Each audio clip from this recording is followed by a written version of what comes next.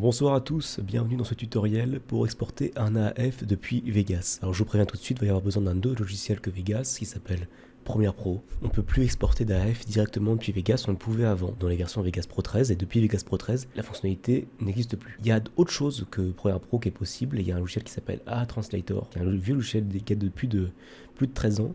J'ai jamais eu l'occasion de l'essayer, il coûte un peu cher pour ce que c'est je trouve. Et si certains d'entre vous ont des informations sur ce logiciel ou veulent en savoir, je pourrais le tester pour vous. On va commencer simplement sur ce projet Vegas qui est une grosse production, donc il y a plus de 1,20 Tera de rush sur cette timeline. Il y a une mixette avec 5 micros HF et il y a 4 pistes de musique et de sound effects. C'est un beau projet à exporter à un ingénieur son. Je vais commencer par faire une sauvegarde de mon projet et je vais le nommer simplement Export OMF. Donc pour vous expliquer, en fait, de Vegas, on va faire un XML. Je vais vous expliquer plusieurs choses avant de le faire pour qu'il fonctionne le mieux possible sur Premiere Pro. Information importante pour l'ingénieur son, tous vos niveaux seront perdus. Il n'y a pas de niveau conservé dans cette méthode d'export, donc ça va partir sur du flat.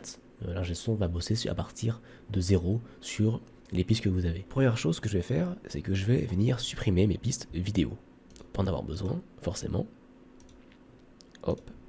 Et je vais venir ensuite splitter les pistes stéréo en mono. Alors pourquoi je vais faire ça? C'est pour limiter les problèmes liés à l'export. Quand on a des pistes en stéréo, ça va venir se splitter un peu partout. Et donc on va essayer de limiter ce split en la passant directement en mono depuis Vegas. Pour ça, on va utiliser un script qui se situe ici. Il s'appelle Stereo to Mono, c'est un script qui est de base dans Vegas. Seulement ce script il va splitter même les pistes mono. On ne sait pas pourquoi, mais même les pistes mono vont être splittées. Donc ce que je vous conseille de faire, c'est les pistes que vous savez qui sont forcément mono, si vous en avez, ça va être de les diminuer, comme ça. Et ensuite quand vous avez sélectionné toutes vos pistes pour mettre le script, vous allez facilement voir les pistes qui ont été doublées. Donc là, typiquement, je sais que ces pistes-là, elles ont juste été doublées parce qu'elles sont déjà en mono. Ça sert à rien. Donc, je supprime.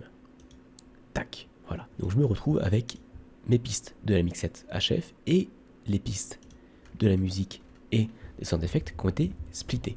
Alors, on peut vérifier, clic droit, canot, gauche uniquement, clic droit, canot, droite uniquement.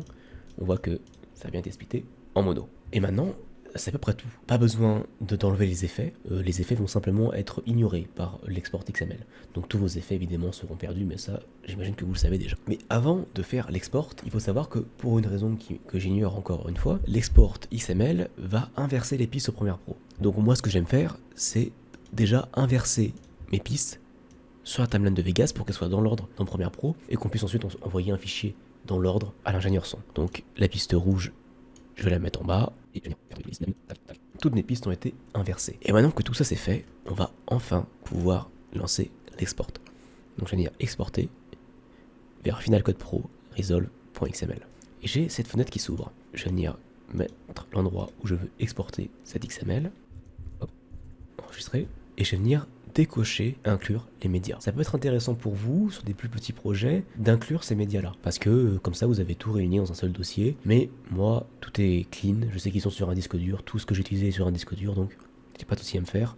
Je peux juste désactiver, inclure les médias. Je vais simplement mettre suivant. Et il va venir analyser le projet et me sortir mon XML. L'analyse va être longue, comme c'est un gros projet, mais pour vous, ce sera sûrement plus rapide. Et voilà, la progression générale est terminée. Je vais venir lancer Premiere Pro. Et maintenant, je vais simplement venir faire importer et importer le projet XML que je viens de créer. Donc on a un rapport de translation qui vient d'être créé parce que simplement, il y a plein de choses dans notre export qui a créé des erreurs, que ce soit les effets, que ce soit une durée d'un rush. Par exemple, si la rush a été accélérée en vitesse, il se peut que ça n'ait pas été complètement pris en compte. Il me semble que dans l'XML, c'est plus pris en compte à partir de 400% d'augmentation de vitesse. Voilà. Et voilà.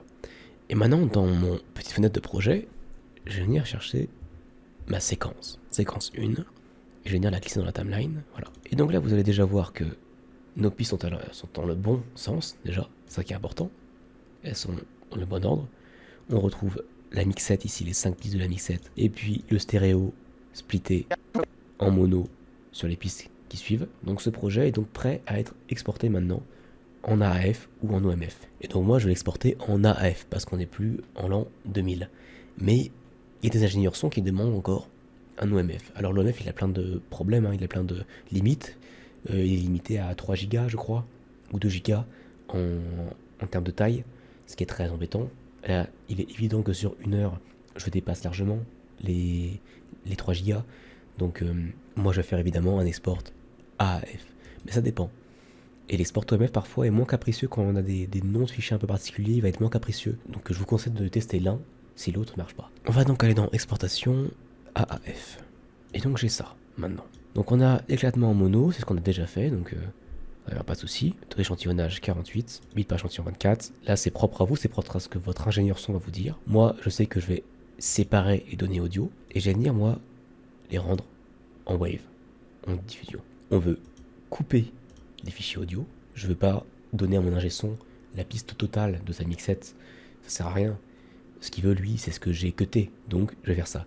Image de poignée, par exemple, si votre musique, elle s'arrête à un moment donné, va pouvoir, si je mets 50, les tirer de 2 secondes supplémentaires. Donc 50, c'est la norme avec ceux avec qui j'ai bossé, mais ça peut être 100, ça peut être plus encore. Je suis certain, ça dépend de à quel point votre ingénieur son est capricieux. Moi, c'est bon. Je vais lancer cet export. Enregistré. Et l'export est lancé. Voilà. Comme vous pouvez le voir, c'est un gros export, hein, il y a beaucoup de pistes. Il se peut que ça prenne une dizaine de minutes la façon dont je le fais. Je vous montrerai un screen à la fin de mon AAF exporté sur Premiere Pro si ça vous intéresse. Si vous avez des questions, l'espace commentaire est fait pour ça, donc n'hésitez pas à en poser. J'espère que j'ai été suffisamment clair. Et voilà, j'ai pas d'autre chose à vous dire. Restez sur Vegas et n'achetez pas de formation.